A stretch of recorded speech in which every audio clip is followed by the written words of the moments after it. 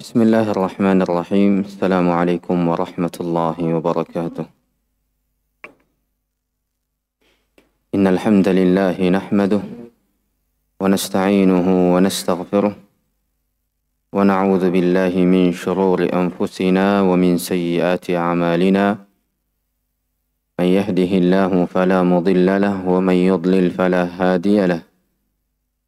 أشهد أن لا إله إلا الله وحده لا شريك له وأشهد أن محمدا عبده ورسوله صلى الله عليه وسلم. أما بعد، إخواني الكرام وأخواتي الكريمات رحمني ورحمكم الله. Kembali kita memuji Allah Subhanahu wa taala, bersyukur kepada Allah Subhanahu wa taala. Ialah Allah Subhanahu wa taala yang masih memberikan kita kesempatan untuk melanjutkan apa-apa yang telah kita kaji dari kitab Ta'aim Minhajin Nubuwah karya guru kita Al-Syekh Al-Allamah Muhammad ibn Sa'id Raslan hafizahullahu tabaraka wa ta'ala, di mana walillahi alhamdu wal minnah pertemuan sebelumnya kita telah membahas hakikat dari manhaj Nabi alaihi salatu wassalam dari sisi bahasanya, juga dari sisi pengertiannya yang dijelaskan oleh para ulama seperti Al-Imam As-Saffarini rahmatullahi tabaraka wa ta'ala alaih, di mana beliau mendefinisikan manhaj Nabi dengan konsep yang darinya mengimplementasikan nilai-nilai mengikuti sunnah-sunnah Nabi di dalamnya tercapai, di mana tentunya hukum mengimplementasikan dan mengikuti nilai-nilai sunnah-sunnah Nabi alaihi salatu wassalam dan para sahabat Nabi yang berada di atasnya adalah kewajiban yang hukumnya aini, wajib bagi setiap diri. Belum lagi beliau mengatakan bahwasanya manhaj Nabi adalah madhab salaf itu sendiri, di mana madhab salaf, kata Al-Imam As-Safarini, ialah apa-apa yang para sahabat Nabi radhiyallahu anhum ajma'in berada di atasnya, dan apa-apa para imam tabi'in juga berada di atasnya, dan apa-apa yang generasi setelahnya mengikuti mereka dari para imam agama yang telah disaksikan keimamahannya. Dan di sini mesti untuk kita perhatikan beberapa titik, bahwasanya seorang imam di dalam agama itu mesti dipersaksikan keimamahannya oleh para ulama lainnya. Makanya kata para ulama, laisa kullu man yushhad yu'awwal ala syahadati, atau laisa kullu man yashhad yu'awwal ala syahadati. Tidak setiap orang yang bersaksi itu diterima persaksiannya. Wa laisa kull man yuzakka, sebahagian ucapan walaysa kull man yuzakki yu'khad bitazkiyati, sebagaimana tidak setiap orang yang mentazkiyah, yang merekomendasikan, diambil rekomendasinya. Maka ini di antara ucapan-ucapan para ulama. Maka seorang imam di dalam agama mestilah benar-benar imam dari segala bab.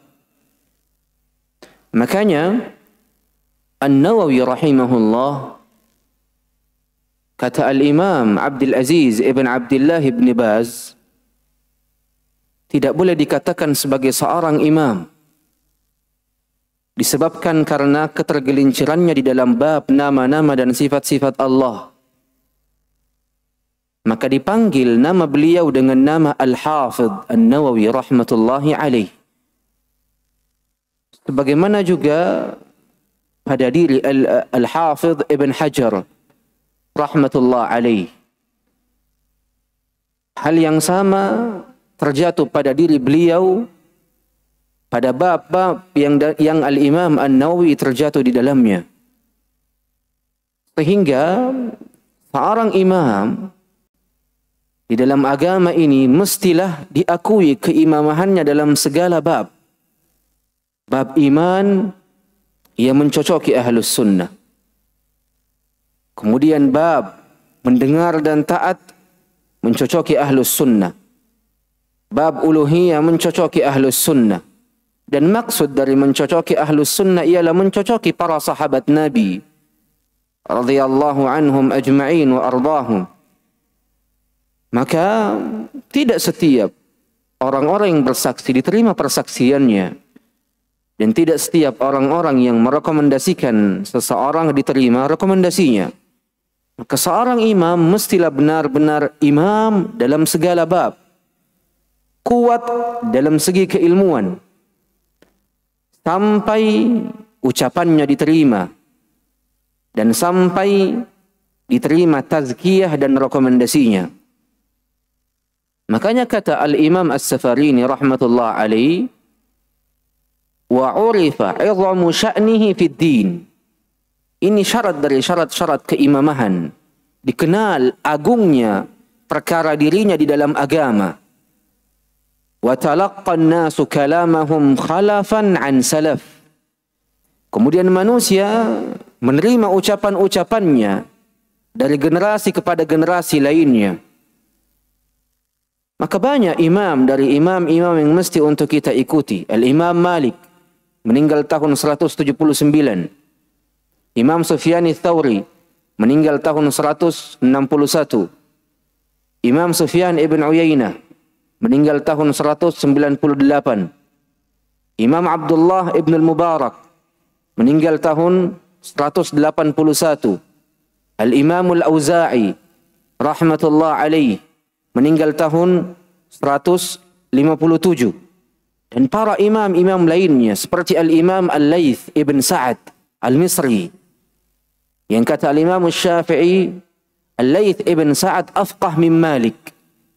Laits ibn Sa'ad ini seorang yang lebih faqih daripada Imam Malik rahmatullahi tabaraka wa ta'ala alaihim, di mana beliau wafat di tahun 175 Hijriyah. Al-Imam Syafi'i rahmatullah alaih wafat di tahun 204. Al-Imam Ahmad ibn Hanbal wafat di tahun 241. Dan para ulama lainnya seperti Ishaq ibn Rahuya ibn Ibrahim Al-Hanzali, sahabat dari Al-Imam Ahmad ibn Hanbal, wafat di tahun 238. Dan para imam-imam lainnya, Al-Imam Abu Hatim Ar-Razi, Al-Imam Abu Zur'ah Ar-Razi, yang kita kenal dengan akidahnya, akidah Ar-Raziyain. Ini siapa? Abu Hatim Ar-Razi dan Abu Zur'ah Ar-Razi. Abu Hatim Ar-Razi rahmatullahi tabaraka wa ta'ala alaih wafat di tahun 277. Adapun Abu Zur'ah Ar-Razi rahmatullah alaih wafat di tahun 264.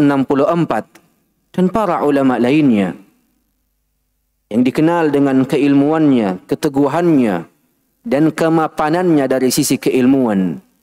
Maka ini mesti benar-benar kita pahami, ikhwani rahimani wa rahimakumullah. Nah, man yaqra? Tayyib. Man yahmil ma fi ahad? Tayyib. Khalas. Iqra taqra wala ana? Ha. Taqra ant wala ana? Taqra? Ha. Tayyib, iqra. Bismillahirrahmanirrahim. Alhamdulillah wassalatu wassalamu ala Rasulillah nabiyina Muhammad wa ala alihi wa sahbihi wa sallama tasliman katsira. Ahsanallahu ilaikum wa nafa'ana Allahu bi 'ulumikum fid darain.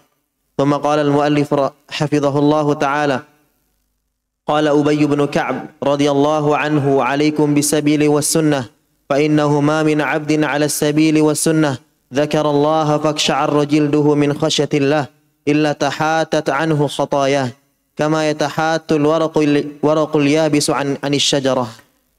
وما من عبد على السبيل والسنة ذكر الله خاليا ففاضت عيناه من خشية الله إلا لم تمسه النار أبدا وإن اقتصادا في سبيل والسنة خير من اجتهاد في خلاف سبيل والسنة فانظروا أن يكون عملكم إن كان اجتهادا أو اقتصادا على منهاج الأنبياء وسنتهم. Ahsantum. Beliau Syekh Raslan hafizahullah menukilkan kepada diri kita setelah mendefinisikan kepada kita tentang apa makna manhaj dan apa makna manhaj Nabi alaihi salatu wassalam pada syariat kita. Beliau menukilkan kepada diri kita ucapan Ubay ibn Ka'ab rahmatullahi tabaraka wa ta'ala alaih wa radhiyallahu an.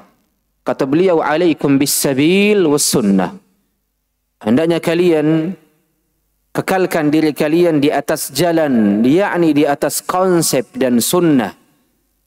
Karena sungguh ma min abdin ala sabili was sunnah, tidak seorang pun dari seorang hamba berada di atas konsep dan sunnah baginda Nabi alaihi salatu wassalam, kemudian ia mengingat Allah sehingga tubuhnya bergetar disebabkan karena takutnya dirinya kepada Allah, illa tahatat anhu khataya, melainkan tahatat ay saqatat, gugur pada dirinya dosa-dosa dan kesalahan-kesalahannya. Kama yatahatul waraqul yabisu 'anis syajarah, sebagaimana dedaunan yang kering jatuh dari pohonnya.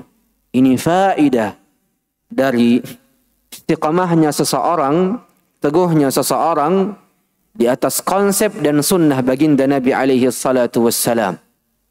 Dan kata Ubay ibn Ka'ab melanjutkan ucapannya, tidaklah seorang hamba berada di atas konsep, berada di atas jalan, berada di atas sunnah, kemudian ia mengingat Allah dalam keadaan sendiri, tiba-tiba air matanya mengalir disebabkan karena rasa takut kepada Allah, maka apa konsekuensi, apa balasan dari orang-orang yang memiliki kondisi seperti ini? Kata Ubay ibn Ka'ab, illa lam tamassuhun nar abada, melainkan neraka tidak akan menyentuh dirinya selama-lamanya. Maka para jamaah sekalian, ikhwani al-kiram wa akhwati al-karimat, Ubay ibn Ka'ab adalah sahabi. Sahabi berbicara pada perkara-perkara gaib, maka hukumnya adalah hukum rafa'. Ini kaidah dari kaidah-kaidah para ulama. Jikalau ada salah seorang dari sahabat Nabi berbicara tentang perkara-perkara akhirat, perkara-perkara gaib, maka itu menandakan ucapannya tidak hanya mendapatkan hukum mauquf, tapi ia mendapatkan hukum rafa', terangkat kepada baginda Nabi alaihi salatu wassalam. Karena para sahabat mustahil bercerita, berbicara tentang perkara-perkara gaib, melainkan dirinya pastilah memiliki dasar dari dasar-dasar dari ucapan baginda Nabi kita Muhammad alaihi salatu wassalam. Maka ini di antara kaidah yang dijelaskan oleh para ulama. Kemudian kata beliau, sungguh mencukupkan diri di atas jalan dan sunnah lebih baik daripada bersungguh-sungguh pada perkara-perkara yang menyelisihi jalan dan menyelisihi sunnah. Maka kata Ubay ibn Ka'ab, jikalau demikian, unduru, lihatlah amalan-amalan kalian. Apakah amalan-amalan kalian berada pada sikap cukup atau sikap bersungguh-sungguh? Yang paling penting ialah ia senantiasa berada di atas manhaj Nabi Muhammad alaihi salatu wassalam dan sunnah-sunnahnya. Maka ini nukilan yang pertama dari beliau hafizahullah kepada diri-diri kita tentang pentingnya teguh istiqamah di atas manhaj Nabi kita Muhammad alaihi salatu wassalam. Nah,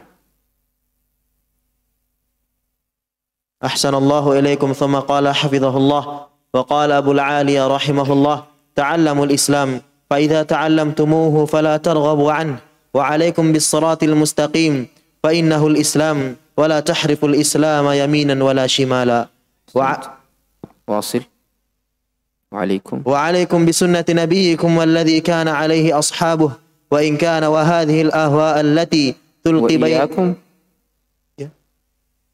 وإياكم هذه الأهواء التي تلقي بين الناس التي تلقي بين الناس العداوة والبغضاء.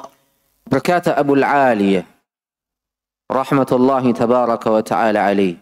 Abu Aliyah sahabat atau tabi'in? Tabi'in, ahsantum. Abu Aliyah mengatakan ta'allamul Islam. Pelajarilah Islam. Fa'idha ta'allamtumu fala targhabu an. Jikalau kalian telah mempelajari Islam, maka jangan condong kepada selainnya. Jangan memilih selainnya. Jangan senang kepada selainnya. Wa alaikum bis siratil mustaqim. Hendaknya kalian berada di atas jalan yang lurus. Mengapa? Fa innahul Islam. Karena jalan yang lurus adalah Islam itu sendiri. Fala tahriful Islam yaminan wala shimala. Dan jangan engkau condongkan Islam itu ke arah kanan dan ke arah kiri. Wa alaikum bisunnati nabiyikum. Dan hendaknya kalian senantiasa berada di atas sunnah Nabi kalian Muhammad sallallahu alaihi wasallam. Walladzi kana alaihi ashabu. Dan senantiasa berada di atas apa-apa yang para sahabat Nabi berada di atasnya. Wa iyyakum. Berhati-hatilah kalian. Wa hadhil ahwa. Dari hawa nafsu ini. Allati tulqi bainan nas. Yang menampakkan, menghadirkan, menyebabkan bainan nas, di antara manusia, al-adawata wal baghdha, permusuhan dan kebencian. Maka dapat kita tarik kesimpulan dari ucapan Abu Aliyah rahmatullah alaih, bahwasanya hawa nafsu itu membawa pelakunya kepada permusuhan. Hawa nafsu menyebabkan perpecahan. Hawa nafsu melahirkan kebencian di antara manusia. Maka hawa nafsu itu sama kedudukannya dengan khamr. Hawa nafsu itu sama kedudukannya dengan khamr. Menampakkan dan melahirkan di antara manusia kebencian dan permusuhan. Fanas'alullah as-salamata wal afiyah. Nah. ثم قال رحمه الله وقال أوزاعي رحمه الله اصبر نفسك على السنة وقف حيث وقف القوم وقل بما قالوا وكف عما كف عنه واسلك سبيل سلفك الصالح فإنه يسعك ما وسعهم. الله أكبر. الإمام الأوزاعي إمام أهل السنة wafat tahun 157. Wafat tahun 157. Masuk dalam tahun-tahun generasi Islam. Rahmatullahi tabaraka wa ta'ala alaih. Kata beliau, isbir nafsaka ala sunnah. Sabarkanlah dirimu di atas sunnah Nabi alaihi salatu wassalam. Waqif haithu waqafal qawm. Hentikanlah dirimu, tahanlah dirimu pada perkara-perkara kaum yang juga menahan dirinya. Maksud dari Al-Imam Al-Auza'i dengan kaum di sini siapa?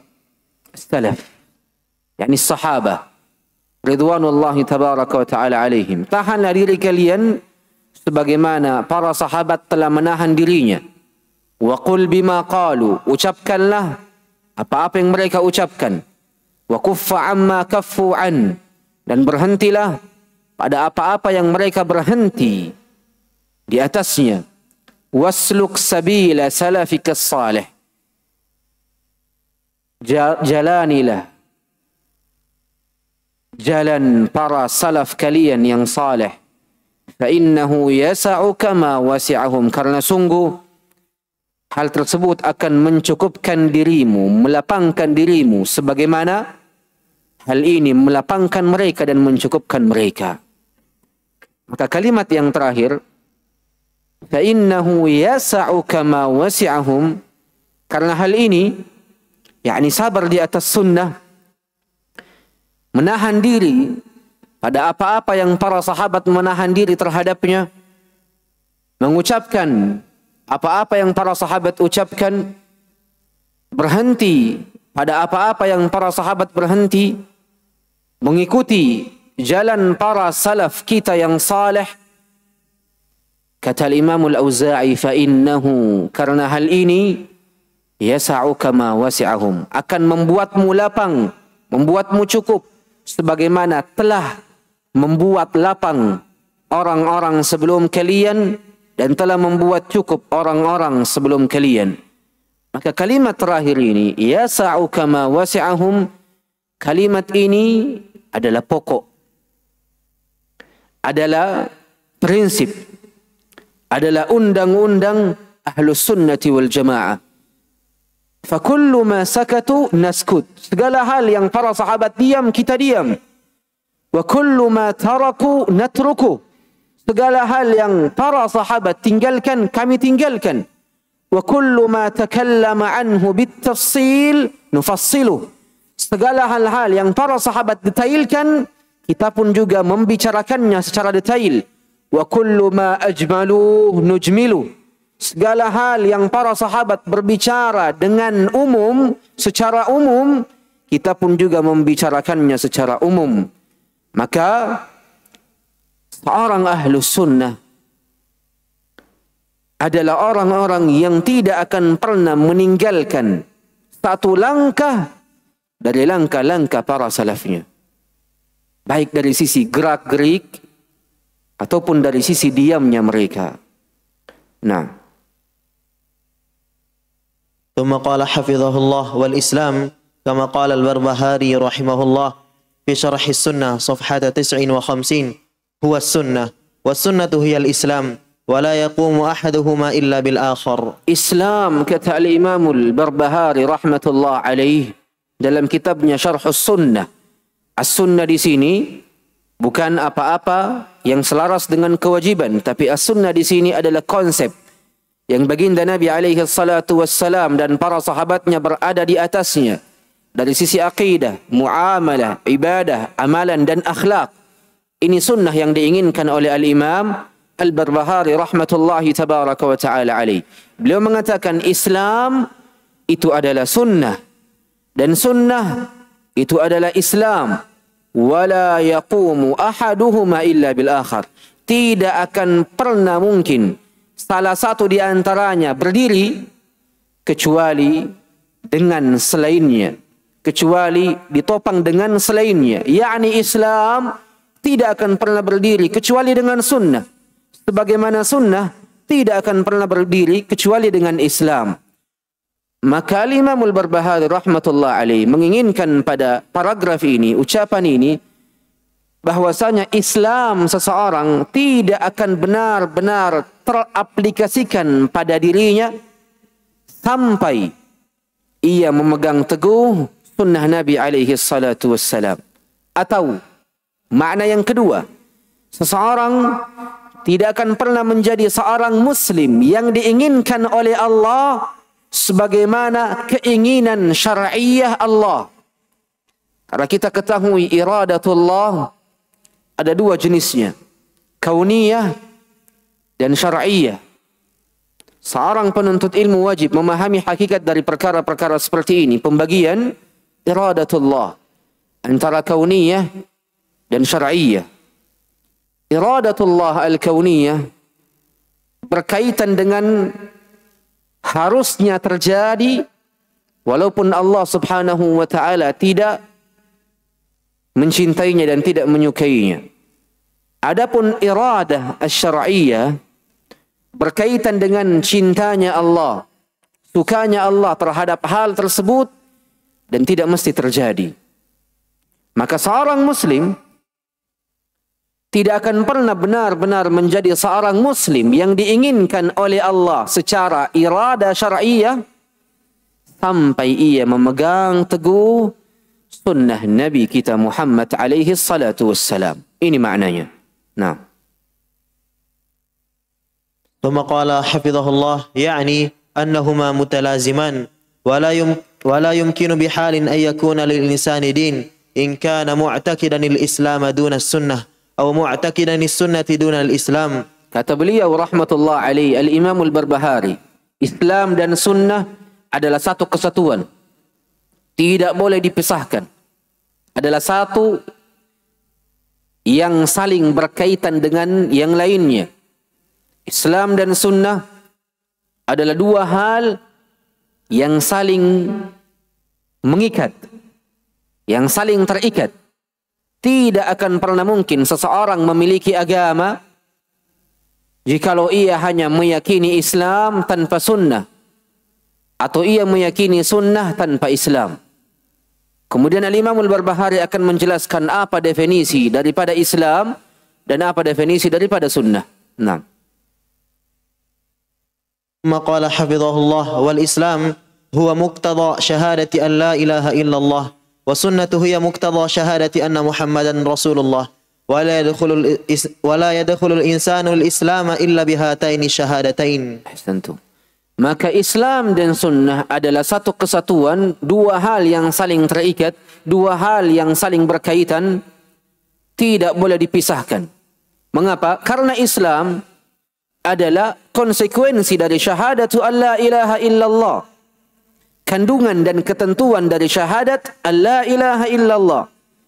Adapun sunnah adalah konsekuensi dari syahadat bahwasanya Muhammad alaihi salatu wassalam adalah utusan Allah. Ketentuan dari syahadat anna Muhammadan Rasulullah, yang dimana kita telah maklumi dan telah kita kesepakati tidak akan pernah seseorang masuk ke dalam Islam kecuali dengan mengucapkan dua kalimat ini. Seorang hamba, seorang manusia tidak mampu masuk ke dalam agama Islam dengan hanya mengucapkan asyhadu an la ilaha illallah saja. Sebagaimana seorang hamba manusia tidak dapat masuk ke dalam agama Islam hanya dengan mengucapkan asyhadu anna Muhammadar Rasulullah. Tapi wajib mengucapkan keduanya, karena keduanya adalah satu kesatuan yang tidak akan pernah terpisah selama-lamanya. Siapa yang meyakini Allah tanpa meyakini Muhammad adalah utusannya, tidak masuk ke dalam Islam. Sebagaimana seseorang yang meyakini Muhammad adalah utusan Allah, tapi ia tidak beriman kepada Allah, demikian pula tidak akan pernah masuk ke dalam Islam. Maka ini definisi dari makna al-Imam al-Barbahari, al-Islam huwa sunnah, was sunnatu hiya al-Islam. Nah.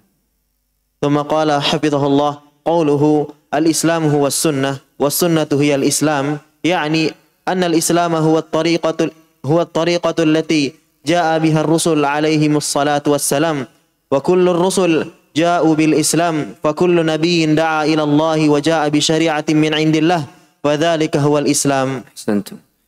Sekarang Syekh Muhammad Ibn Said Raslan mengartikan dan menjelaskan makna dari ucapan Al-Imam Al-Barbahari. Tatkala Al-Imam Al-Barbahari mengatakan Islam itu adalah sunnah dan sunnah itu adalah Islam, kata beliau Syekh Raslan hafizahullah, yakni sesungguhnya Islam adalah jalan, konsep yang para rasul datang dengannya. Maka setiap rasul datang dengan Islam. Maka setiap nabi mengajak kepada Allah, datang dengan syariat di sisi Allah. Dan inilah makna Islam. Inilah makna Islam. Nah. Ahsanallahu ilaikum thumma qala hafizahullah فالإسلام عبادة الله وحده في كل وقت بما شرعه وقد شرع الله للأنبياء شرائع إلى أجل ثم نسخها فإذا نسخت كان العمل بالناسخ هو الإسلام إلى أن نسخت تلك الشرائع بشريعة محمد صلى الله عليه وسلم. Maka Islam, kata beliau hafizahullah wa ra'a, adalah peribadatan yang dimurnikan hanya untuk Allah, amalan yang diperuntukkan hanya untuk Allah di setiap waktu dengan apa-apa yang Allah subhanahu wa ta'ala syariatkan dari syariat-syariat yang Allah wahyukan kepada para nabinya pada waktu-waktu tertentu. Kemudian Allah menghapuskannya, yakni menghapuskan syariat sebelumnya. Faida nusikhat, jikalau syariat sebelumnya telah terangkat, telah dihapuskan, kanal amalu bin nasikh huwal Islam. Jikalau syariat sebelumnya telah terangkat, telah diangkat, telah dihapuskan, maka beramal dengan syariat yang baru adalah Islam itu sendiri. Adalah Islam itu sendiri.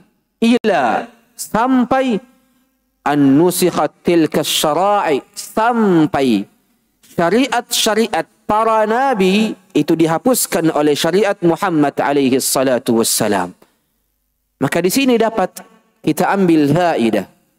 Disebabkan karena banyaknya orang-orang yang mengatakan bahwasanya Allah subhanahu wa ta'ala keilmuannya ini tidak sempurna.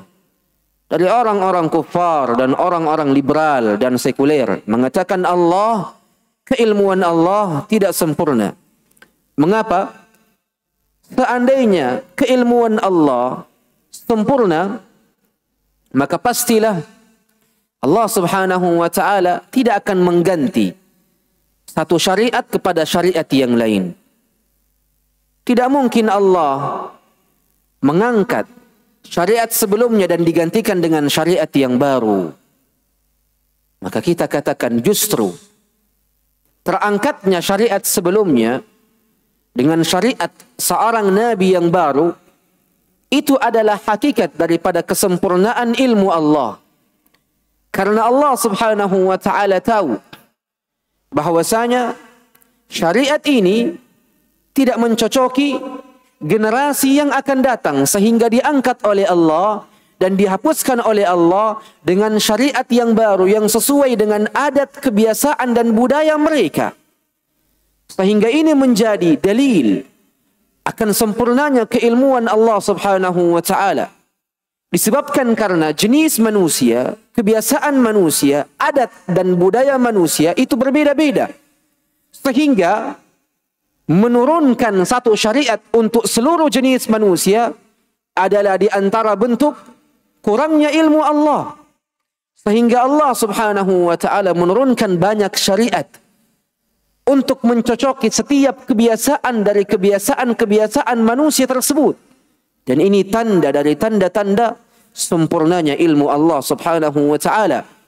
Maka ini jawaban dari orang-orang liberal dan sekuler yang mengatakan keilmuan Allah itu tidak sempurna karena mengangkat satu syariat dengan syariat yang baru.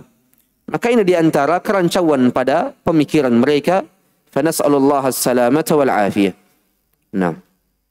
ثم قال حفظه الله فالإسلام هو ما جاءت به الرسل من الدعوة والعمل في كل وقت بحسبه إلى أن جاءت بعثة محمد صلى الله عليه وسلم فصار الإسلام ما جاء به دون غيره فمن بقي على الأديان السابقة ولم يؤمن بمحمد صلى الله عليه وسلم فليس بمسلم حيث لم ينقد لله عز وجل ولم يطع الرسول صلى الله عليه وسلم لأن ما كان عليه من بقي على دينه قد انتهى ونسخ والبقاء على المنسوخ ليس دينا لله عز وجل والعمل بالناسخ هو الدين. Antum.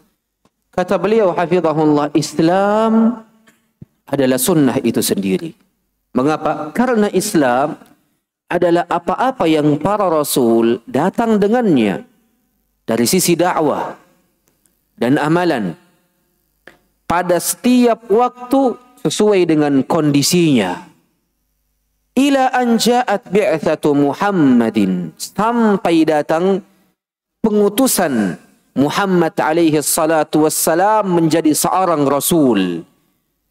Maka ketika Muhammad alaihi salatu wassalam diangkat menjadi seorang rasul, saral islamu ma ja'a bihi duna ghairi. Maka Islam itu adalah apa-apa yang Muhammad datang dengannya dan bukan selainnya. Islam bukan lagi apa-apa yang Isa datang dengannya. Kemudian Islam bukan pula apa-apa yang Musa datang dengannya. Tapi setelah Muhammad alaihi salatu wassalam diutus dengan sebuah syariat, sebuah konsep, maka jadilah Islam itu adalah apa-apa yang Muhammad datang dengannya dan bukan pada selainnya. Makanya kata beliau, siapa saja yang tetap berada di atas agama-agama sebelumnya dan tidak beriman kepada apa yang dibawa oleh Muhammad, falaysa bimuslim, maka ia bukanlah seorang Islam, bukanlah seorang Muslim. Kenapa? Haitsu lam yanqad lillah, karena ia tidak taat kepada Allah. Di mana Allah Subhanahu wa taala berfirman di dalam Al-Qur'an, "Man ata'a ar-rasul faqad ata'a Allah." Siapa yang mentaati Rasul, yakni Muhammad alaihi salatu wassalam, sungguh ia telah mentaati Allah. Ma ataakumur rasulu fakhudhu wa ma nahakum anhu fantahu. Apa-apa yang para rasul Muhammad alaihi salatu wassalam datang dengannya maka ambillah, dan apa-apa yang Muhammad alaihi salatu wassalam larang maka jauhilah. Mengapa ia bukan seorang muslim? Karena ia tidak taat kepada Allah dan tidak taat kepada Rasul alaihi salatu wassalam. Makanya kata beliau, siapa saja yang masih tetap pada agama sebelumnya dan tidak beriman kepada agama Muhammad, maka sungguh hal tersebut ialah sama kedudukannya dengan tetap pada perkara-perkara yang telah terhapuskan, di mana agama sebelumnya telah diangkat, telah selesai, telah terhapuskan. Wal baqa'u 'alal mansukh laisa dinan lillah, dan tetap pada hal-hal yang telah terangkat bukanlah agama Allah. Yang mana agama Allah? Al-amal bin nasikh, beramal dengan sesuatu yang menasihkan ajaran-ajaran sebelumnya, itulah hakikat daripada agama Allah Subhanahu wa taala. Nah, sekarang beliau berpindah ke makna kata yang kedua, as-sunnatu hiya al-Islam. Nah. Ahsanallahu ilaikum, thumma qala hafizahullah, wa qawluhu wa sunnatu hiya al-Islam la farqa bainahuma idza fassarna sunnata bit-tariqah fala farqa bainaha wa bainal Islam. Wa qawluhu wa la yaqumu ahaduhuma illa bil akhar la yaqumu al-Islamu illa bis sunnah wa la taqumu as-sunnatu illa bil Islam falladhi yadda'i al-Islam wa la ya'malu bis sunnah ay tariqati ar-rasul sallallahu alaihi wasallam laysa bimuslim walladhi ya'lamu as-sunnata wa la yuslimu lillah laysa bimuslim wa in 'arafa as-sunnah fala budda min al-jam'i bainahuma. Wadih, jelas ucapan al-Imam al-Barbahari. As-sunnah itu adalah Islam, tidak ada perbedaan di antara keduanya. Apatah lagi jika seorang muslim menafsirkan sunnah itu dengan konsep, maka tidak ada perbedaan antara sunnah dan Islam. Kemudian ucapan al-Imam al-Barbahari, la yaqumu ahaduhuma illa bil akhar, yakni Islam itu tidak dapat tegak kecuali dengan sunnah, dan sunnah itu tidak dapat tegak kecuali dengan Islam. Ini makna yang disampaikan oleh Syekh Raslan hafizahullah. Maka kata beliau, siapa yang mengaku seorang muslim tapi tidak beramal dengan sunnah, tidak mengikuti jalan baginda Nabi alaihi salatu wassalam dari akidah, dari ibadah, dari amalan, dari akhlak, laisa bimuslim, bukan seorang muslim. Karena bagaimana mungkin seseorang dianggap sebagai seorang muslim sedangkan akidahnya bukan akidah Rasulullah, amalannya bukan amalan Nabi, akhlaknya bukan akhlak baginda Nabi alaihi salatu wassalam. Sebagaimana halnya siapa yang mengetahui sunnah, beramal dengan sunnah, yakni salat contohnya, tapi ia tidak beriman kepada Allah, tidak menyerahkan amalannya, salatnya contohnya untuk Allah, maka bukan seorang Islam. Walaupun ia mengetahui sunnah, walaupun ia melakukan sunnah, fala budda minal jam'i bainahuma, maka wajib menggabungkan antara Islam dan sunnah itu sendiri.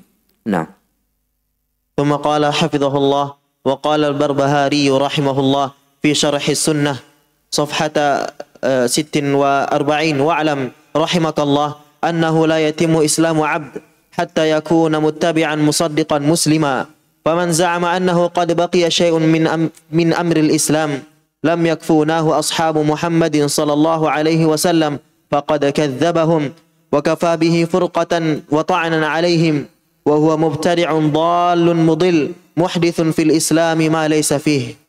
Al-Imam Al-Barbahari menegaskan sebuah konsep lainnya. Kata beliau, ketahuilah, ilmuilah, ikat dirimu dengan hal ini. Innahu la yatimmu islamu abdin. Tidak akan pernah sempurna keislaman seorang hamba hatta yakuna muttabi'an musaddiqan muslima. Sampai pada diri seorang hamba itu terkumpul 3 hal. Yang pertama, muttabi', mengikuti sunnah Nabi alaihi salatu wassalam. Musaddiqan, kemudian percaya, beriman kepada baginda Nabi alaihi salatu wassalam. Kemudian musliman, yakni menyerahkan segala urusannya kepada Allah, yakni beriman kepada Allah. Maka siapa saja yang mengaku atau menyangka masih ada sesuatu dari perkara-perkara Islam ini belum dinampakkan, belum dilakukan, dan belum diajarkan oleh para sahabat Muhammad alaihi salatu wassalam, maka sungguh ia telah mendustakan mereka. yakni ia telah mengatakan para sahabat Nabi pendusta. Dan tidak ada lagi ucapan yang lebih berat daripada ucapan ini. Tidak ada lagi ucapan yang pertanggungjawabannya besar di sisi Allah melebihi ucapan bahwasanya sahabat Nabi adalah seorang pendusta. Wa kafa biha furqah. Cukuplah hal ini yang menjadi penyelisihan terbesar antara dirinya dan para sahabat Nabi. Perbedaan terbesar antara dirinya dengan para sahabat Nabi. Wa ta'anan alaihim.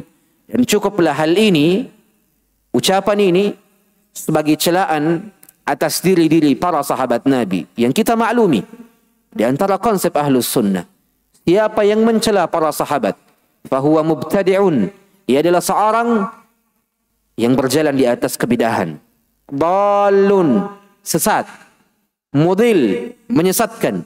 Muhdith, seseorang yang mengada-ngada fil Islam, di dalam agama Islam, ma laysa fi, dari apa-apa yang Islam berlepas diri darinya. Maka ini mesti benar-benar diperhatikan.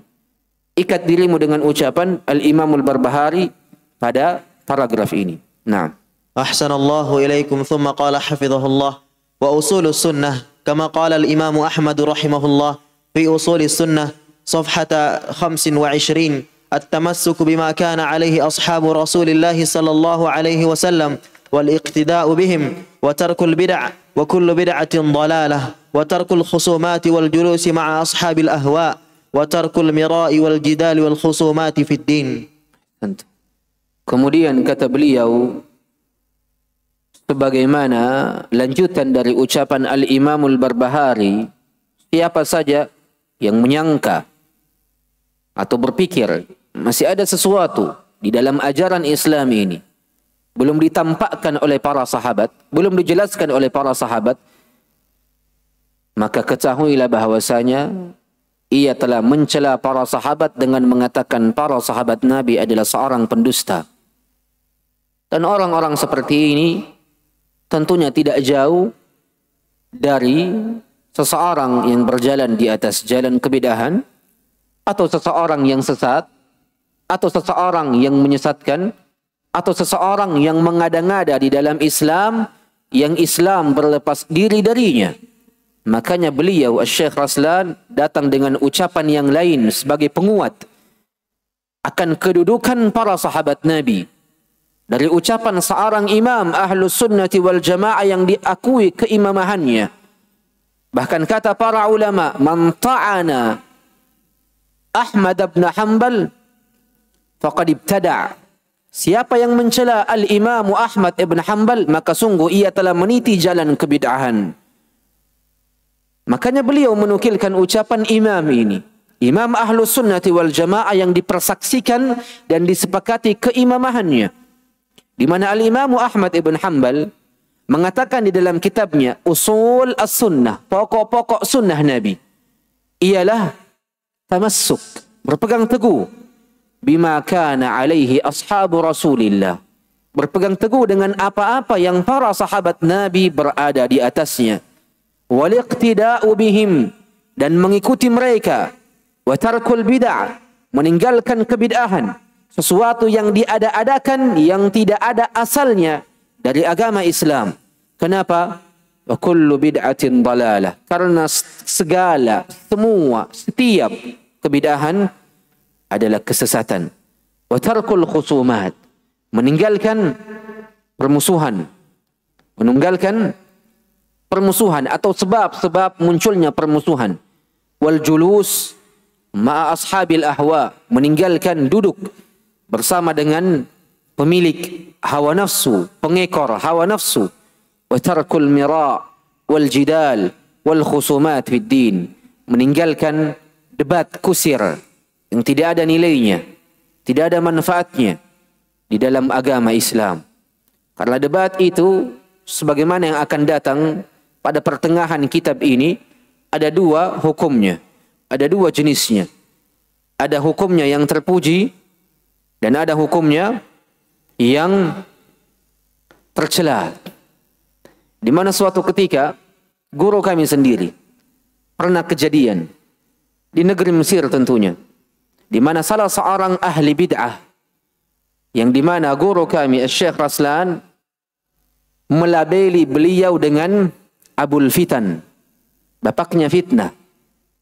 Orang ini kembali ke negaranya karena memang asalnya dari Mesir. Asal orang ini dari Mesir, tapi saat ini tinggal di luar Mesir. Tiba-tiba kembali ke negara Mesir.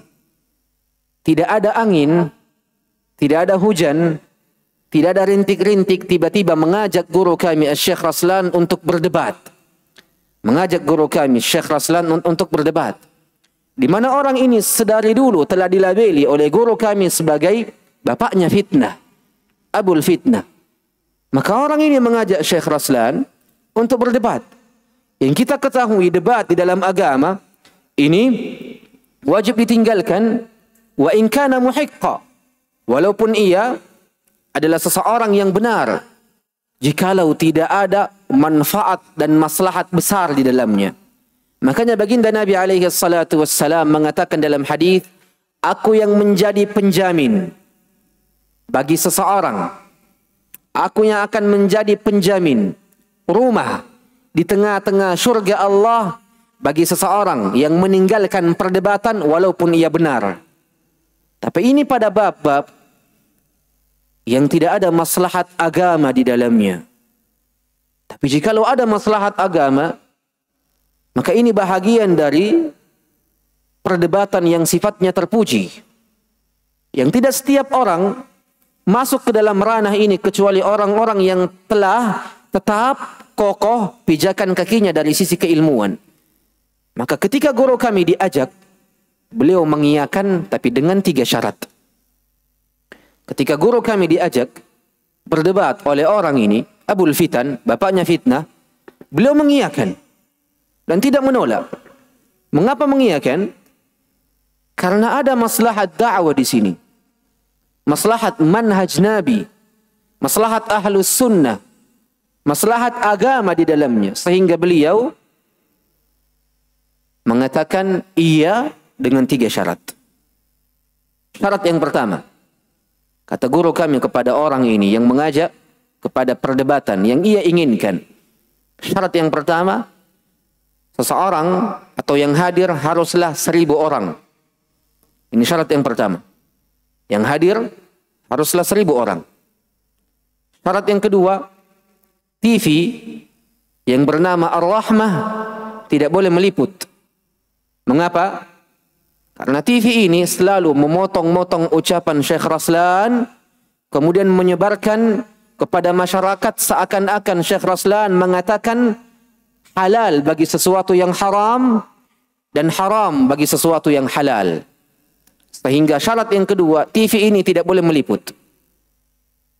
Syarat yang ketiga, Abul Fitan ini, bapaknya fitnah ini, wajib mendapatkan surat rekomendasi dari seorang dokter di rumah sakit terkenal di Mesir yang berada di daerah Abbasiyah bahwasanya dirinya tidak gila. Ini syarat yang ketiga. Kenapa? Khawatir. Syekh Raslan, orang yang paling menjaga waktunya, sudah mengiyakan, sudah mengatakan iya untuk memberikan waktunya yang berharga ini kepada orang ini. Tak taunya didapati orang ini gila. Apa faedahnya? Apa manfaatnya kalau begitu? Maka 3 syarat ini dilayangkan oleh Syekh Raslan kepada orang ini. Tak taunya ia yang mengajak, ia yang tidak muncul. Dia yang mengajak, ia pula yang lari. Maka beginilah sikap ahlu bid'ah. Beginilah sikap orang-orang yang tahu dirinya ini tak mampu mengalahkan kebenaran. Apapun yang ia lakukan, bagaimanapun konsep dan rumusnya, bagaimanapun kaidahnya, ia tidak akan pernah mampu mengalahkan kebenaran. Kenapa? Kebenaran datangnya dari Allah, yang tidak ada keraguan di dalamnya. Yang kata Allah, la ya'tihil batilu min baini yadayhi wala min khalfih, tanzilun min hakimin khabir. Ialah Al-Quran, kebenaran itu sendiri, yang tidak ada kebatilan, datang dari arah depannya, tidak pula datang dari arah belakangnya. Murni diturunkan langsung oleh sang pemilik kebenaran, sang pencipta kebenaran. Ialah Allah subhanahu wa ta'ala. Maka ini yang harus diperhatikan. Seorang pemilik kebenaran, selama ia yakin kebenaran tersebut, mengetahui dalilnya, jangan gentar hanya karena celaan ahlu bid'ah. Dan jangan gentar hanya karena diskriminasi yang dilakukan oleh orang-orang yang menyimpang kepada diri-diri kalian. Jangan gentar dan jangan khawatir. Karena sungguh Allah bersama dengan orang-orang yang teguh di atas kebenaran. Makanya di antara ucapan yang paling terkenal, yang selalu diucapkan oleh Syekh Raslan ialah, inna da'wata ahli sunnah, sungguh dakwahnya ahlu sunnah ini adalah dakwah kebenaran. Dan dakwahnya ahlu sunnah ini pasti akan tertolong berapapun orang yang memeranginya, berapapun orang yang memusuhinya. Inna da'watal haq mahma huribat fahiya mansurah. Ini ucapan dari Syekh Raslan yang selalu diulang-ulang. Inna da'watal haq mahma huribat fahiya mansurah. Sungguh dakwah yang benar ini, dakwah yang benar ini, walaupun diperangi dari segala arah, pada setiap waktu, pada setiap kondisi, fahiya mansurah, ia adalah dakwah yang tertolong. Ia adalah dakwah yang tertolong. Karena yang menjadi penolongnya, penjaganya adalah Allah subhanahu wa ta'ala. Maka jangan khawatirkan bahwasanya dakwah ini tidak akan tertolong. Mustahil. Dakwah ini akan selalu dijaga oleh Allah subhanahu wa ta'ala. Nah. Ahsanallahu ilaikum. Thumma qala hafidhahullah. Qala ibn Mas'ud radhiyallahu anhu فيما ذكره عنه البغوي رحمه الله في شرح السنة من كان مستنا فليستن بمن قد مات أولئك أصحاب محمد صلى الله عليه وسلم كانوا خير هذه الأمة وأبرها قلوبا وأعمقها علما وأقلها تكلفا قوم اختارهم الله لصحبة نبيه صلى الله عليه وسلم ونقل دينه فتشبهوا بأخلاقهم وطرائقهم fahum kanu ala hudal mustaqim. Allahu Akbar. Wallahi ya ikhwan, setiap kita membaca ucapan para sahabat, nilainya, kandungannya sangat berbeda dengan ucapan-ucapan di generasi setelahnya. Coba antum bayangkan. Coba antum sikapi. Coba antum biasakan. Ambil satu ucapan dari orang-orang yang datang dari generasi setelahnya. Entah tabi'in, tabi'in. Kemudian timbang ucapan tersebut dengan ucapannya para sahabat. Wallahi ahlus sunnah akan lebih bergetar pada ucapan para sahabat dari ucapan-ucapan selainnya.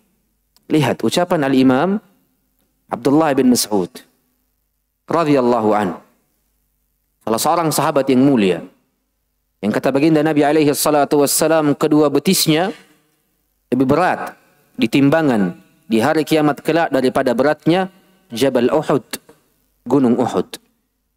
Dinukilkan oleh Al-Imam Al-Baghawi dalam kitabnya Syarhus Sunnah, di mana Abdullah ibn Mas'ud mengatakan, "Man kana mustannan falyastan biman qad mat." Siapa yang ingin mengambil sunnah, maka hendaknya ia mengambil sunnah tersebut dari orang-orang yang telah meninggal.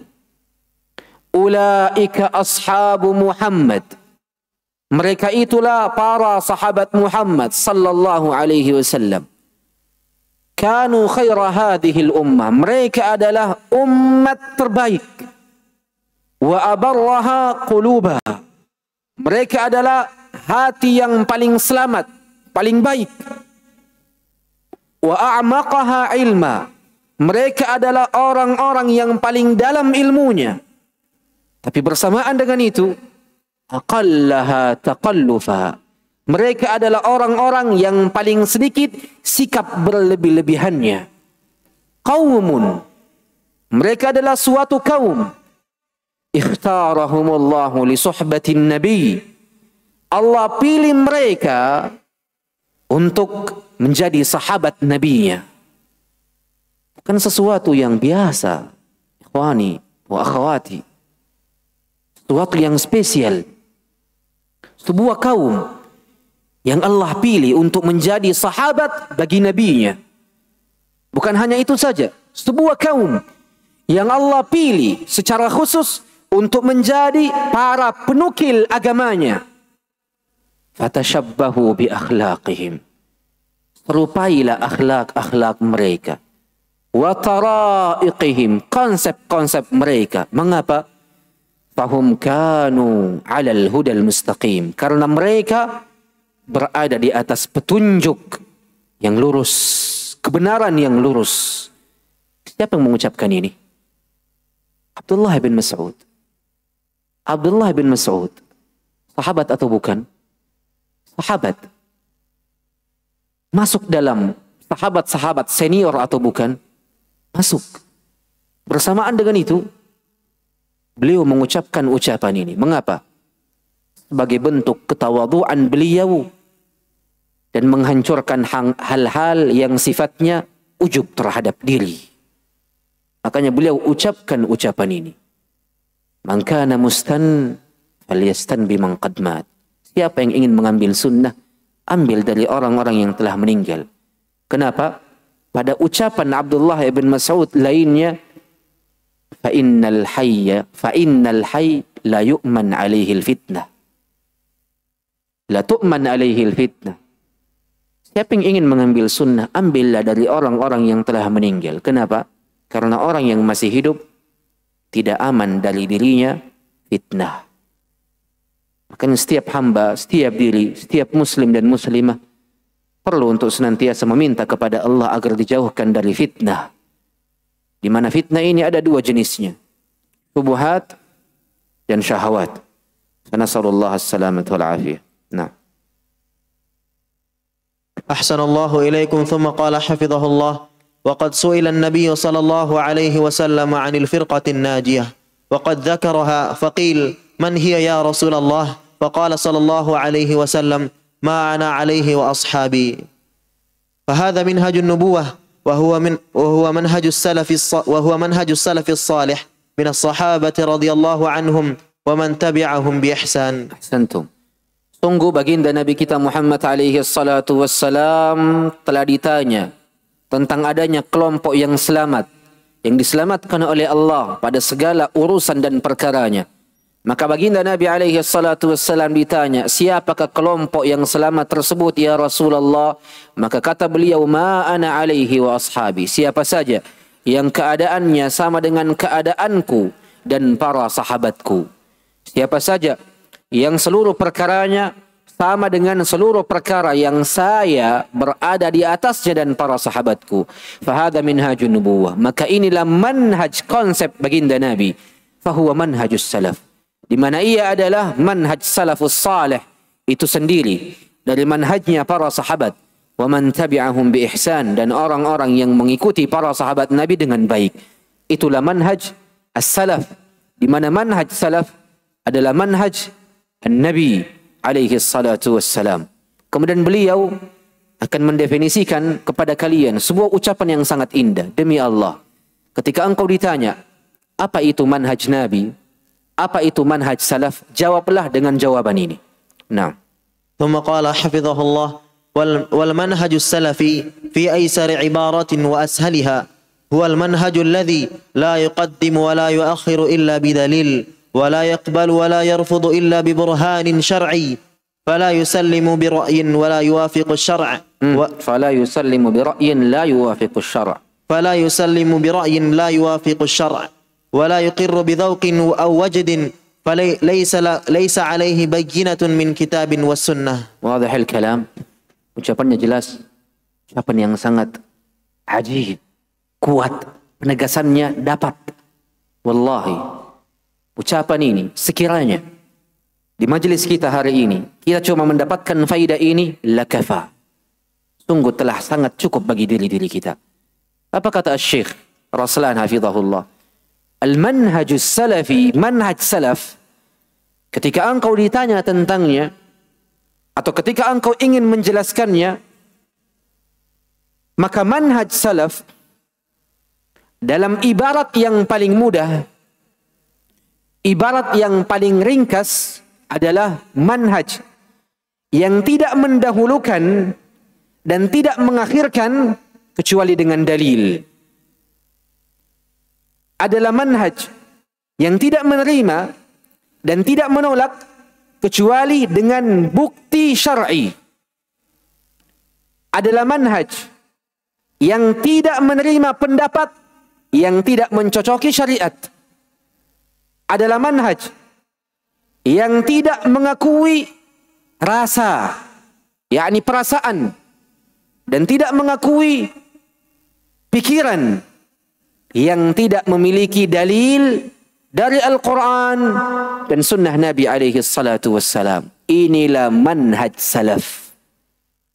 Inilah manhaj Nabi alaihi salatu wassalam. Demi Allah, wallahi, kalam matin, ucapan yang sangat kuat penegasannya, ucapan yang sangat jelas, ucapan yang muhkam, benar-benar seluruh hukum ada di dalamnya. Dan ucapan ini bantahan bagi orang-orang yang sibuk dengan akalnya, mengedepankan akal dari dalil. Makanya kata beliau, manhaj salaf adalah manhaj yang tidak mendahulukan, tidak mengedepankan dan tidak mengakhirkan kecuali dengan dalil. Mengapa kita mendahulukan Abu Bakar, Umar dari selainnya? Karena adanya dalil. Mengapa kita mendahulukan Uthman dan Ali dari selainnya? Karena adanya dalil. Maka manhaj salaf adalah manhaj yang tidak mengedepankan, tidak mendahulukan dan tidak mengakhirkan kecuali dengan dalil. Ini bantahan bagi orang-orang yang berakal, bagi orang-orang Syiah yang mengedepankan Ali daripada para sahabat lainnya. Kemudian manhaj yang tidak menerima dan tidak pula menolak kecuali dengan dalil syar'i, bukti syar'i. Dan ini bantahan bagi orang-orang yang mengekor kepada hawa nafsunya. Kemudian kata beliau, fala yusallim bi ra'yin la yuwafiqu syara'. Manhaj yang tidak akan pernah menerima satu ucapan atau satu pendapat yang sama sekali tidak mencocoki syariat. Kemudian di barisan terakhir, ucapan terakhir, kata beliau, manhaj la yuqir, tidak mengakui, bidzauk, akan perasaan, awajd, atau pikiran, laisa alaihi bayyinah, yang tidak memiliki bukti, tidak memiliki dalil dari Al-Quran dan Sunnah. Dan ini bantahan bagi orang-orang sufiyah. Kenapa? Karena orang-orang sufiyah lah yang mengangkat syiar ini. Apa kata mereka? Haddatsani qalbi an rabbi. Hatiku telah mengabarkanku dari Rabbku. Ini tentang perasaan atau tentang wajibnya, Di mana orang-orang Sufiyah mengatakan ana araha kada, saya melihatnya seperti ini, saya menilainya seperti ini, tanpa adanya sanad, tanpa adanya dalil, tanpa adanya bukti dari Al-Quran dan Sunnah atau ucapan para ahli ilmu yang diakui keilmuannya. Maka inilah manhaj salaf, manhaj yang benar-benar datang dari wahyu Allah subhanahu wa ta'ala dan datang dari lisan baginda Nabi alaihi salatu wassalam. Manhaj yang tidak ada keraguan di dalamnya, manhaj kebenaran, manhaj yang benar-benar bersumber dari Al-Quran dan sunnah baginda Nabi kita Muhammad alaihi salatu wassalam. Inilah manhaj salaf. Kemudian تفضل. أحسن الله إليكم. ثم قال حفظه الله: وبالجملة فالمنهج السلفي لا يقدم على أحسن الحديث كتاب الله تعالى حديثا، ولا يؤثر على خير الهدي هدي محمد صلى الله عليه وسلم هديا، وهو المنهج البريء من الهوى القائم على العدل والحق الوسط بين الغلو والجفا والإفراط والتفريط. الله أكبر. Kemudian beliau mengatakan manhaj salaf tidak akan mengedepankan satu ucapan dari ucapan Allah dan tidak akan mengedepankan petunjuk dari petunjuk baginda Nabi kita Muhammad alaihi salatu wassalam. Dan al-hadi di sini maknanya at-tariq, tidak akan mengedepankan konsep selain dari konsep Nabi alaihi salatu wassalam, tidak mengedepankan metode selain dari metodenya baginda Nabi kita Muhammad alaihi salatu wassalam. Manhaj salaf adalah manhaj yang berlepas diri dari hawa nafsu, yang dibangun di atas keadilan dan kebenaran. Manhaj pertengahan antara sikap ekstrim berlebih-lebihan dan sikap bermudah-mudahan, atau manhaj pertengahan antara al-ifrat wa tafrit. Al-ifrat adalah al-ghulu, at-tafrit adalah al-jafa.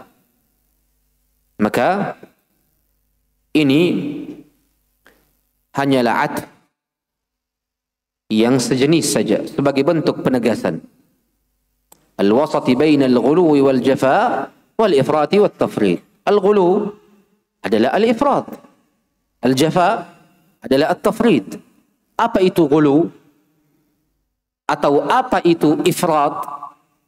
Kata para ulama, al-ghulu atau ifrat adalah mujawazatu hududi ma syara'ahu Allah biqaulin aw fi'lin aw i'tiqad. Ini makna al-ghulu, ini makna al-ifrat. Mujawazatu hudud, mujawazatu hudud, melewati batasan-batasan ma syara'ahu Allah, dari apa-apa yang Allah telah syariatkan, biqaul, baik dari sisi ucapan, au fi'il, baik dari sisi amalan perbuatan, au i'tiqad, atau baik dari sisi keyakinan.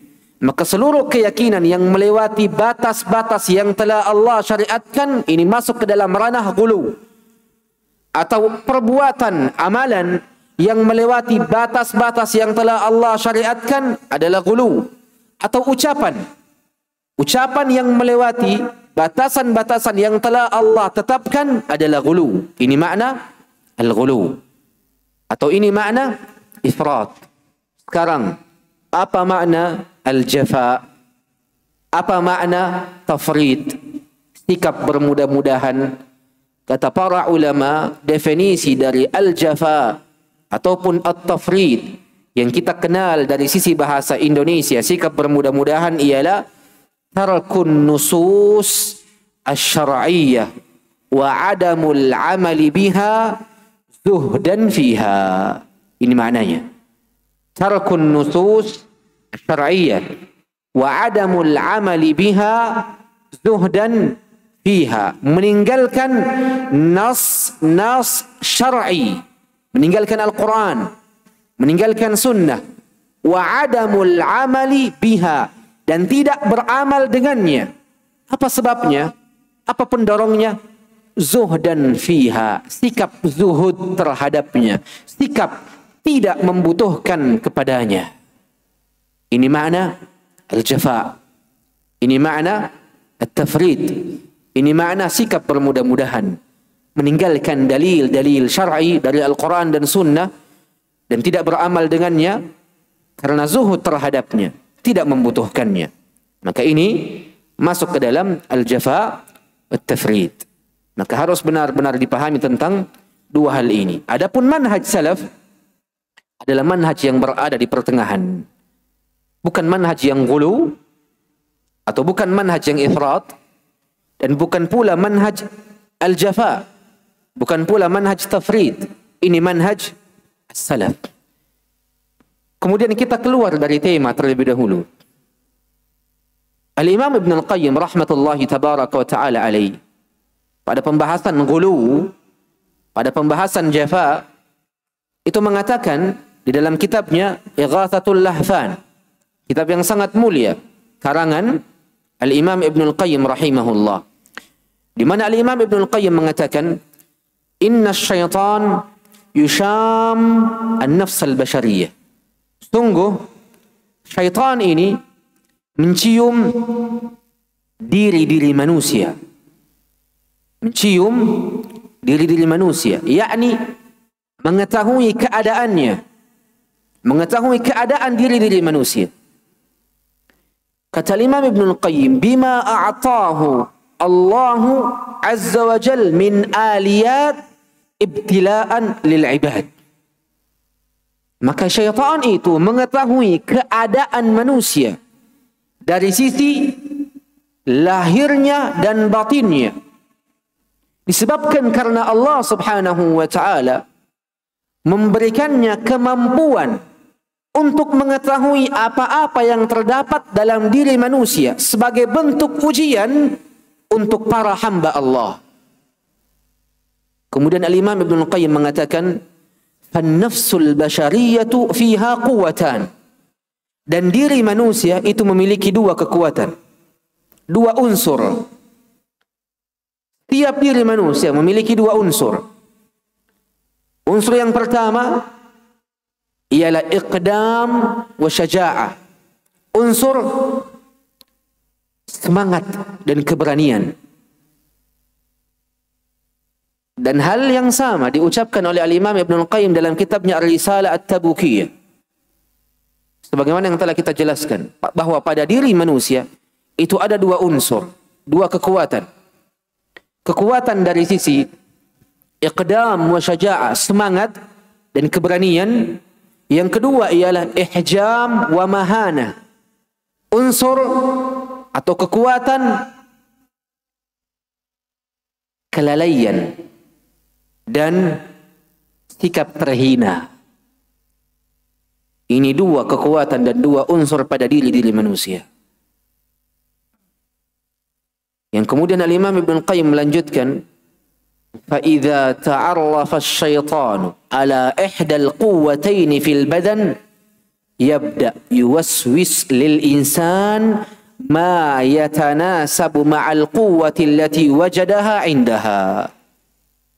Maka ketika syaitan mengetahui salah satu di antara kekuatan ini yang terdapat pada tubuhnya, maka mulailah syaitan memberikan was-wasnya kepada manusia tersebut pada apa-apa yang selaras dengan kekuatan yang diketahui oleh syaitan yang terdapat pada dirinya.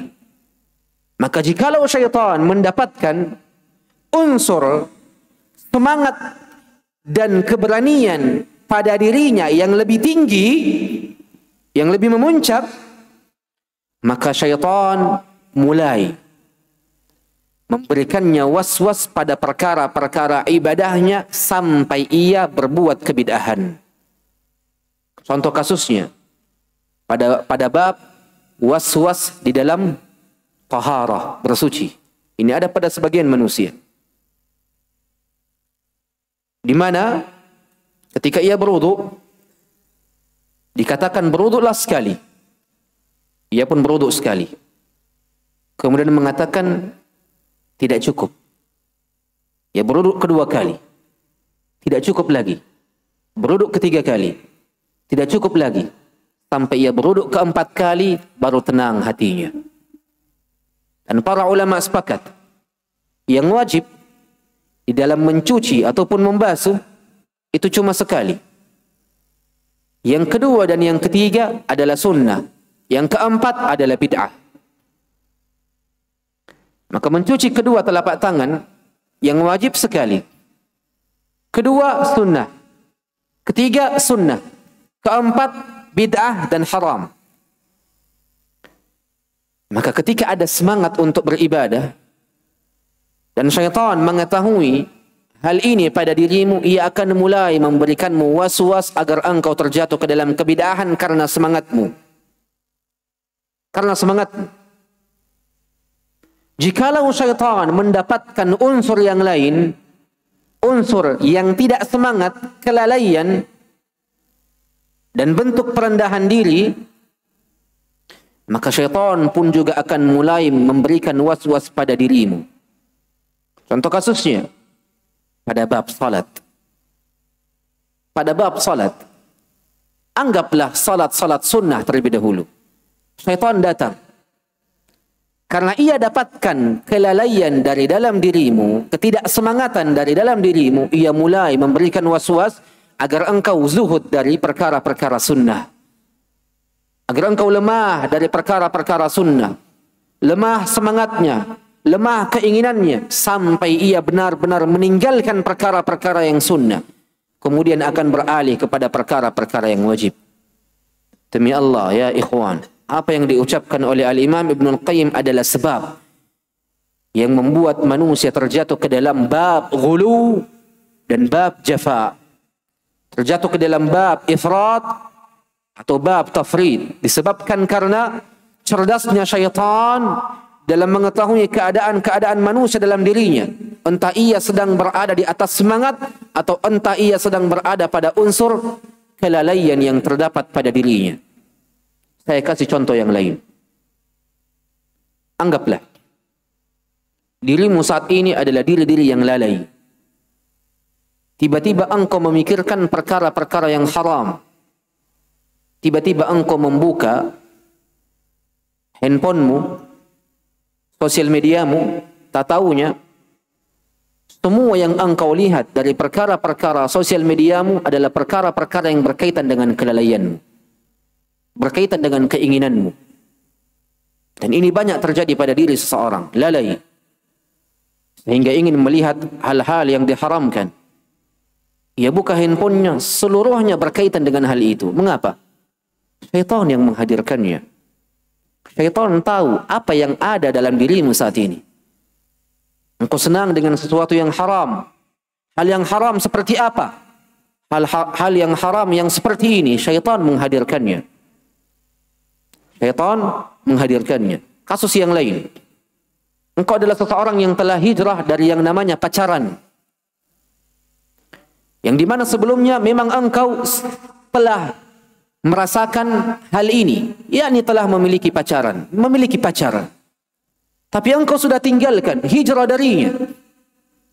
Tiba-tiba datang satu waktu engkau lalai, dan dari kandungan-kandungan kelalaianmu engkau memikirkan mantanmu terlebih dahulu. Tiba-tiba orang itu mengirimkanmu pesan. Kenapa? Kok bisa tiba-tiba seperti ini? Tidak ada yang tiba-tiba. Syaitan tahu apa yang ada dalam pikiranmu dan apa yang ada dalam dirimu. Sehingga syaitan memberikan was-was kepada wanita tersebut untuk mengirimkan pesan kepada dirimu. Bukan hanya tentang ini. Ini pun terjadi pada kasus seorang yang telah belajar agama malah mengirimkan pesan kepada istri orang lain. Musibah. Apa sebabnya? terdapat pada dirinya hawa nafsu ini, syaitan masuk, berikan waswas kembali, sehingga muncul keberanian itu. Dan ia adalah orang yang telah belajar agama. Fanas'alullah as-salamata wal afiyah. Ini di antara hal-hal yang dinukilkan oleh Al-Imam Ibn Al-Qayyim dalam kitabnya Al-Ighathah, Ighathatul Lahfan, rahimahullahu rahmatan wasi'ah. Tayyib. Ustaz, dua hal ini ada pada diri setiap hamba. Ada pada diri setiap manusia. Apa solusinya kalau begitu? Al-Imam Ibn Al-Qayyim jelaskan solusi agar unsur iqdam wa syaja'ah ini terkontrol, atau unsur ihjam wal mahana ini terkontrol, kata Al-Imam Ibn Al-Qayyim, ialah at-taqayyud bin nas, mengikat diri dengan dalil syar'i. Dan inilah konsep yang dahulu kita sampaikan. Perasaanmu mesti diikat oleh akalmu. Akalmu mesti diikat oleh syariat, oleh dalil. Dengan konsep ini, perasaanmu akan terkontrol, akalmu pun juga akan terkontrol. Yakni perasaanmu tidak akan benar-benar terkontrol sampai engkau mengikatnya dengan akal sehat. Akalmu tidak akan benar-benar menjadi akal yang sehat sampai engkau mengikatnya dengan dalil syar'i. Maka solusinya, kata Al-Imam Ibn Al-Qayyim, ialah at-taqayyudu bin nass syar'i, mengikat diri dengan dalil-dalil syar'i. Semoga Allah Subhanahu wa taala memberikan kebaikan kepada semuanya. Apa-apa yang datang setelahnya kita lanjutkan insyaallah tabaraka wa taala di pertemuan yang akan datang, di mana penulis Syekh Muhammad Ibn Said Raslan akan menjelaskan tentang kekhususan agama Allah dengan agama selainnya. Apa kekhususan agama Islam? Tentunya wasat bainal umam, berada di pertengahan dari umat-umat lainnya. Kemudian Syekh Raslan setelah menukilkan kepada kita sikap pertengahan agama Islam dari agama-agama lainnya, akan menjelaskan kepada kita sikap pertengahan Ahlus Sunnah dari kelompok-kelompok yang menyelisihinya. Dari bab nama-nama dan sifat-sifat Allah, bab keimanan dan bab-bab lainnya, ada banyak faedah insyaallah tabaraka wa taala di pertemuan yang akan datang, karena hal ini berkaitan dengan kekhususan agama Islam dan kekhususan agama Yahudi dan agama Nasrani, sebagaimana kekhususan Ahlus Sunnati wal Jamaah yang tidak dimiliki oleh kelompok-kelompok yang ekstrim dan juga tidak dimiliki oleh kelompok-kelompok yang bermudah-mudahan. Salah satu di antaranya ialah perkara-perkara yang berkaitan dengan hal-hal yang diharamkan dan hal-hal yang sifatnya najis, di mana orang-orang Yahudi, sallallahu alaihi wasallam, ketika istrinya telah mengalami masa haid, ia akan ia akan mengeluarkan istrinya dari rumahnya, kemudian membuatkan untuk istrinya satu kemah, di mana istrinya itu tidak boleh sama sekali keluar dari kemah tersebut, disebabkan karena dirinya berada di atas najis. Lihat bagaimana buruknya agama Yahudi dalam bermuamalah kepada wanita-wanitanya. Adapun Islam adalah agama yang sempurna. Boleh bagi seseorang, yakni boleh bagi wanita untuk bersalaman dengan wanita yang sedang haid, tidak ada yang menjadi masalah.